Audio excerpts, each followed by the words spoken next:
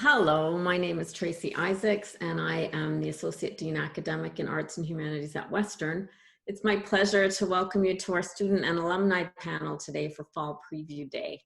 I'd like to start by thanking our student and recent graduate volunteers, Cindy, Amelia, and Sarah, who are joining us today to tell us about their time at Western. I'd like to start by asking you to tell us a little bit about yourselves. Cindy, why don't we start with you? So, hi everyone, my name is Cindy Tran. I recently graduated from the honors specialization in creative writing and English language and literature from Western this past June. And I am currently doing my Master's of Journalism at Carleton University. Thanks so much, Cindy. Sarah, why don't you go next? Yeah, hi, I am a fourth year student in art history and museum studies, and as well I'm taking a major from the School for Advanced Studies in the Arts and Humanities. So I'm also part of a lot of extracurriculars and currently holding a job at Museum London. Great, thanks, Sarah. And last but not least, Amelia, please tell us a little bit about yourself. Yes, I am a graduate of the class of 2020, like Cindy, and my degree was a double major in English language and literature and the School for Advanced Studies in the Arts and Humanities with scholars electives. And currently I am working on a national research project as a part of an organization called Pivot 2020. And in my spare time, I've actually been freelancing with the Western Gazette. Thanks, Amelia.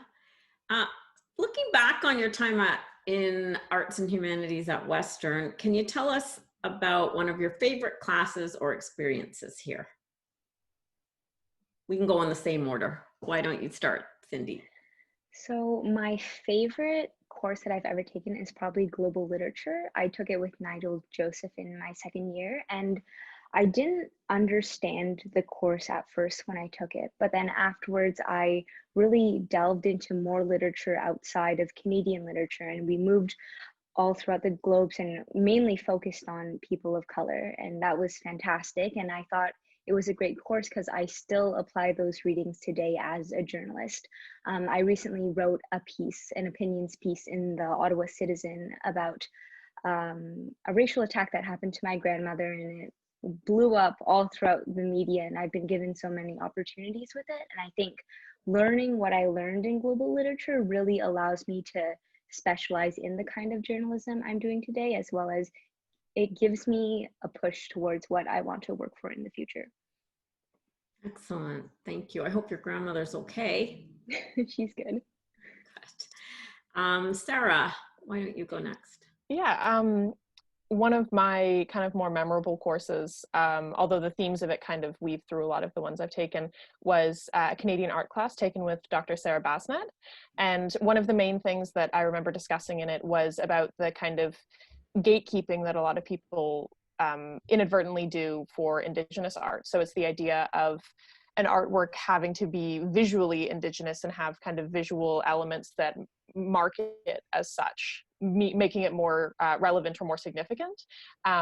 Whereas kind of the identity of the painter or of the artist themselves is kind of all that matters in that way. So that idea is something that was really, that really struck me from that course. And it's something that I've kind of carried throughout the rest of my studies, and it as well as influencing the project I'm pitching currently for my master's application.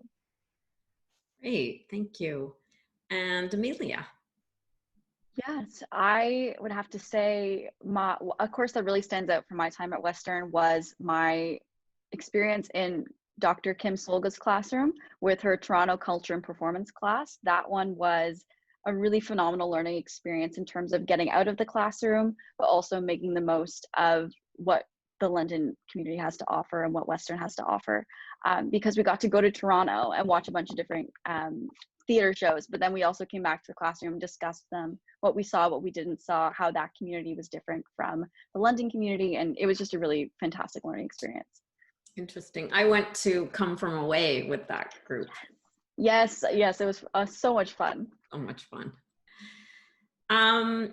We have a number of experiential learning opportunities in arts and humanities, internships and clubs.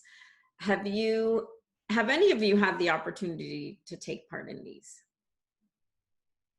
I guess I'll start again. Sure.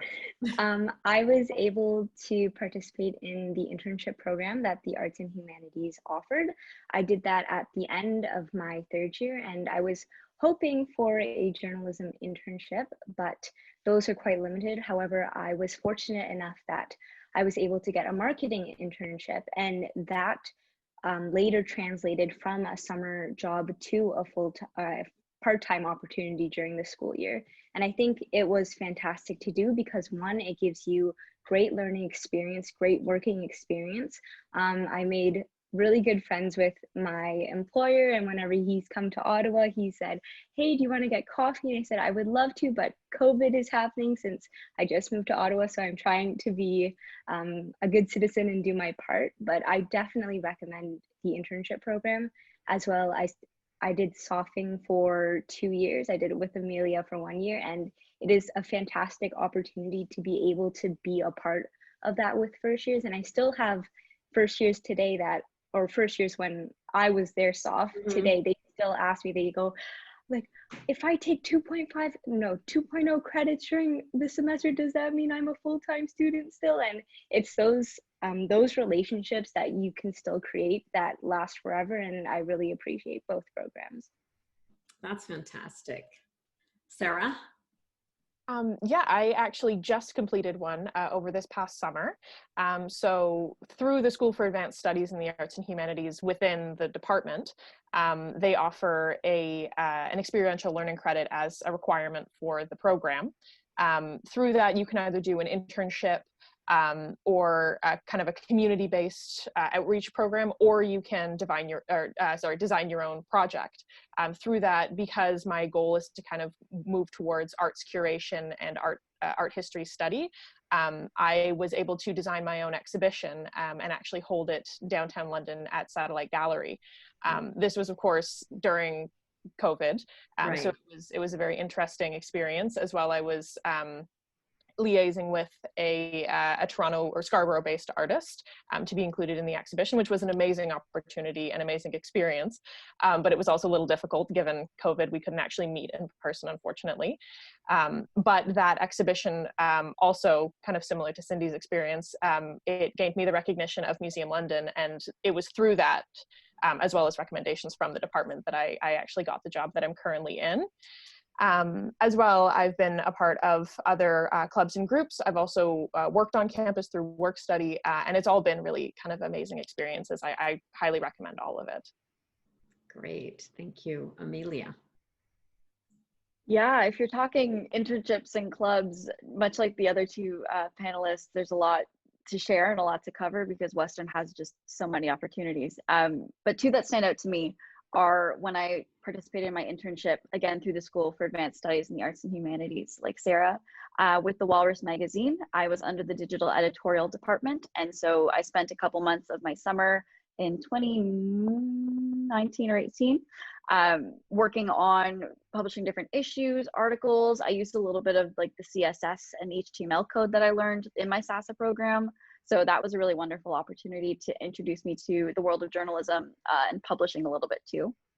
And in terms of clubs, yeah, to echo Cindy's statement, the orientation program at Western is fantastic. I loved being a SOF or an orientation leader to our arts and humanities students. It was a really rewarding experience to have those sorts of relationships with different students in the faculty from outside my year, going through the same things I had done.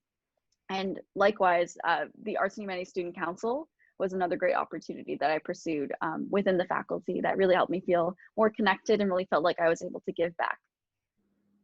Great, thank you all of you for that. Many high school students are tuning in today from home, and they're making a really important decision. What advice would you give them? I gave the same advice last year on the student panel when I was a fourth year student, and I remember. Oh, you were already on the student panel last year. I was. Jan Plug was the moderator, but I remember he asked that exact same question, and I looked over and I saw a bunch of prospects for Western. I said, go with your gut. I know a lot of people compliment Western on their programs, and we do have amazing programs. We have amazing professors and facilities, but also like go with what you think is right for yourself. Don't base it off of another person's perspective. Base it on when you see Western, what do you see? Will you take pride in the school? And that's really what got to me, because I thought I was going to Queens for the longest time, but I ended up at Western. So I'm very happy about that. That's great advice. Sarah, what advice would you give? Kind of similar to Cindy. My advice is to try a lot of different things. So before coming to Western, I actually spent a semester studying at Ryerson University in Toronto in their mathematics and its applications program. So it was a very different program, very different career path, and I found that it wasn't right for me.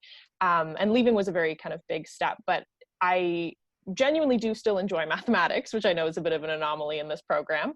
But I found that trying a lot of different things, even if you don't think it's necessarily a viable career path, you'll find a lot of different people who have similar interests and a lot of people who are professionals in that field, and they can give you a lot of really amazing advice and just provide a lot of opportunities for you that you may not have realized were there.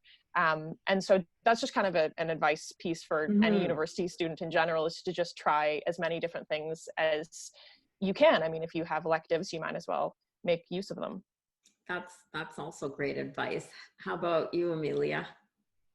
You know, we've really covered all the important stuff here. So I think I'll just have to keep it simple with just really being honest with yourself and figuring out what's the most important thing to you about university and about this big decision, and following that and having faith in that the rest will follow. So if, for me, for example, the most important thing for me was program. I, like Cindy, I thought I was going to go to UT for the longest time, and then I found the SASA program at Western, and I knew I just had to go for it.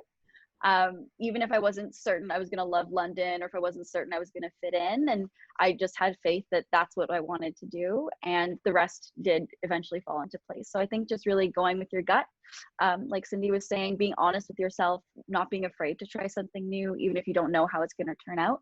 And yeah, just being really open to all possibilities is something that you'll learn time and again. That is really great advice. Thank you. Thank you, all of you, so much for your time. I'm sure everyone's going to appreciate your reflections on your time at Western. Thanks.